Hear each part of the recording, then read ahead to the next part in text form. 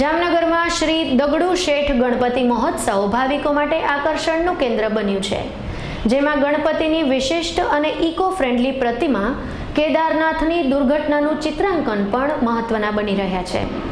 સાથે સાથે લાડુ અને ભાખરીમાં વર્લ્ડ રેકોર્ડ સર્જનાર આ સંસ્થાએ આ વખતે 800 કિલોની સામગ્રીમાંથી 11,111 લાડુ બનાવ્યા છે। શ્રી દગડુ શેઠ ગણપતિ મહોત્સવ સમિતિ દ્વારા આ વર્ષે એક નવા જ પ્રકારનું આયોજન કરીને વર્લ્ડ રેકોર્ડ કરવાનો જે પ્રયાસ હતો તે અમે વર્લ્ડ રેકોર્ડ કરી લીધેલો છે। જે ગયા વર્ષે પૂના મર્ચન્ટવાળાનો જે 401 કિલો લાડુના પ્રસાદ માટેનો જે રેકોર્ડ હતો તે દગડુ શેઠ ગણપતિ દ્વારા 875 કિલો લાડવા ગણપતિજીના પ્રસાદ તરીકે બનાવીને એક નવો વિશ્વ વિક્રમ આજરોજ કાયમ કરેલ છે।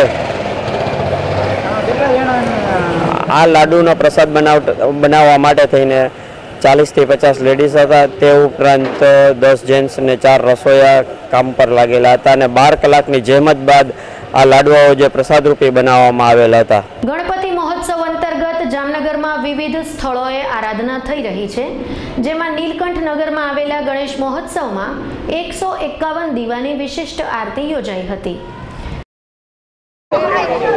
મારું નામ નીતિનભાઈ જોશી છે। અમે નીલકંઠ નગર શેરી નંબર 5 માં સૌ રહીએ છીએ। છેલ્લા 3 વર્ષથી અહીંયા અમે ગણપતિનો મહોત્સવનો પ્રોગ્રામ રાખીએ છીએ।